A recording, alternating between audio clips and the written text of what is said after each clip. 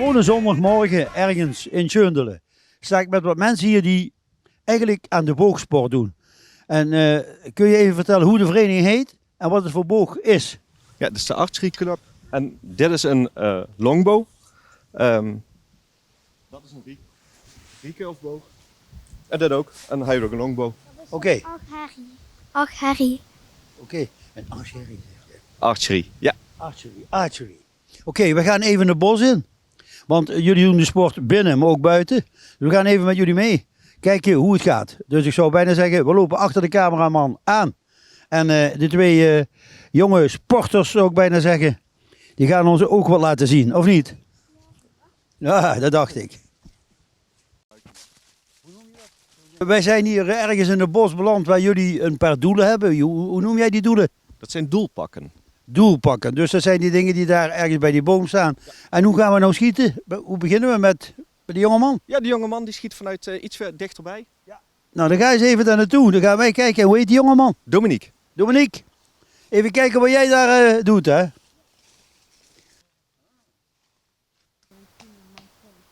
Ga jij proberen de roos te raken? Ja. Oké, dan zijn we zeer benieuwd, hoor. We kregen er wel op, hè? Ja. Toekomstige Olympische kampioen. Ja. Verona. Oké, daar komt de pijl. Wow! Ja, we gaan wat nu krijgen. Wij gaan op het allerverst schieten. En dan sta je al hoog nou al, hè? Oké. Ik ben benieuwd.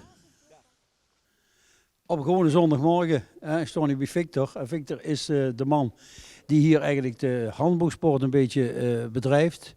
En dat doe je met allerhande mensen. Jonge mensen heb ik gezien. Ik heb ook mensen gezien die al revalideren van een behoorlijke aanslag op het lichaam. En toch erbij blijven.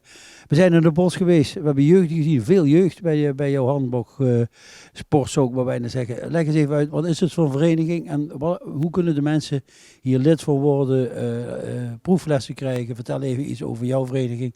De naam enzovoort. Ja. Victor. Goedemorgen iedereen. Ja, we zijn de Archery Club. Dus in het Engels heet dat gewoon de handboogvereniging, maar dat is wat te lang. Vandaar de Archery Club. Ja, en hier schieten mensen van 70, 75 tot 8 jaar of 7. En dat kan allemaal. Handboogschieten is een sport zonder beperking. Dus iedereen kan handboogschieten. Of je nou in een rolstoel zit, of je hebt een kleine aanslag gehad op je gezondheid. Het gaat allemaal. Er zijn zelfs mensen geweest die blind waren en hebben geschoten. Maar is het een betaalbare sport, Victor? Het is een betaalbare sport. Maar het materiaal, de eerste aanschaf is wel pittig. Ja, maar daar kun je wel je hele leven mee schieten. Ik heb weer een mooie bogen gezien, maar ik dacht die kost wel een paar euro. Ja, nou ik denk dat je als je een goede starterset wil hebben, moet je rekening houden tussen de 450 en 550 euro. Maar dan heb je alles. En dan kun je aan de slag. Dan kun je aan de slag en dan kun je schieten, kun je ook wedstrijden mee schieten. Ja, en je hoeft, het enige wat af en toe vervangen moet worden zijn waarschijnlijk pijlen. En een pees af en toe. Pijlen heb ik gezien, daar zaten er boven in de boom. Heb ik gezien, we hebben ze allemaal weer bij elkaar gehaald. Maar wanneer kunnen de mensen oefenen, trainen? We hebben 5 momenten om te trainen. Dus op de dinsdagavond en de donderdagavond. Hier op het Roercollege. De zondagmorgen, daar zijn we vandaag. En dan hebben we voor de jeugd hebben we nog woensdagmiddag hier op het Roercollege. En we hebben vestiging in Herkenbos. En daar schieten we op vrijdagavond. Okay, en hoe kunnen de mensen zich aanmelden? Is er een site of zo? De site is thearcheryclub.nl. Dus als je gewoon archery, ik weet niet of de camera dat kan zien. Thearcheryclub.nl intypt, kom je vanzelf bij mij uit. En daar staat een e-mailadres op, een telefoonnummer. Proeflessen zijn altijd gratis. Mag je altijd 1 keer komen proberen en uittesten. We hebben regelmatig ongeveer 6 beginnerscursussen per jaar. En na een beginnerscursus kun je gewoon zelfstandig op een afstand van 18 meter schieten. Wat zou dan het verstandigste zijn voor iemand die denkt, nou, dan zie ik die beelden. Hè? En dan zie ik ook degene die erachter staat. Is een zondagmorgen dan het moment om te zeggen, ik kom eens even kijken. Zondagsmorgens om 10 uur ga je naar het roercollege. En dan tref je bijna in de laatste sportzaal, tref je jullie aan. Ja, zondagmorgen is een prima tijd, kun je altijd komen, maar ook op een dinsdagavond of een donderdagavond. En als er jeugd is die 's middags na school even tijd heeft, die mag ook gewoon op woensdagmiddag even komen. Ja, dus. En hoorde ik een spannend verhaal net ergens bij een van die leden van jou.